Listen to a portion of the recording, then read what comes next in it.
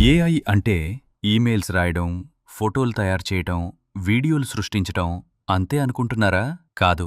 2026లో ప్రపంచవ్యాప్తంగా ఉద్యోగులు ఏఐని ఎక్కువగా ఉపయోగిస్తున్న పని నిర్ణయాలు తీసుకోవడం. అవును, మైక్రోసాఫ్ట్ తాజా అధ్యయనం ఇదే చెబుతోంది. అసలు ఉద్యోగులు ఏఐని ఎలా ఉపయోగిస్తున్నారు తెలుసుకుందాం.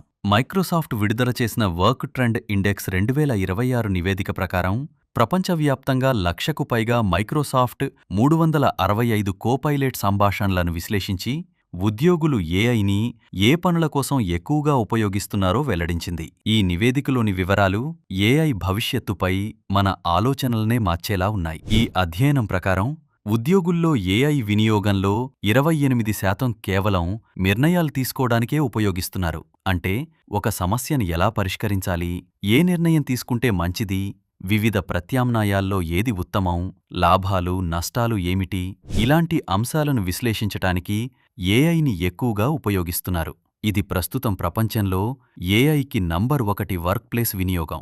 మొదట్లో ఏఐ వస్తే పునరావృతమయ్యే కార్యాలయ పనులన్నీ ఆటోమేటిక్గా చేస్తుందని అందరూ భావించారు. ఉదాహరణకు emails, data entry, scheduling, administrative పనులు. కానీ వాస్తవ పరిస్థితి పూర్తిగా భిన్నంగా ఉంది. ఇప్పుడు ఉద్యోగులు ఏఐని ఎక్కువగా ఆలోచించడానికి, విశ్లేషించడానికి, సమాచారాన్ని పోల్చి చూడడానికి, వేగంగా నిర్ణయాలు తీసుకోవడానికి ఉపయోగిస్తున్నారు. అయితే సాంప్రదాయ కార్యాలయ పనుల్లో కూడా ఏఐ కీలక పాత్ర పోషిస్తోంది.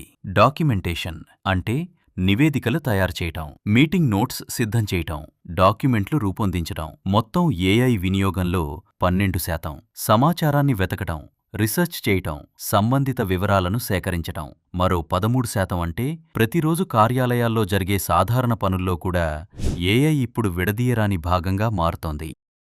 ఇలాంటి మరిన్ని ఆసక్తికరమైన డేటా, విజ్ఞానభరితమైన ఫ్యాక్ట్స్ కోసం మా ఛానల్ను సబ్స్క్రైబ్ చేయండి.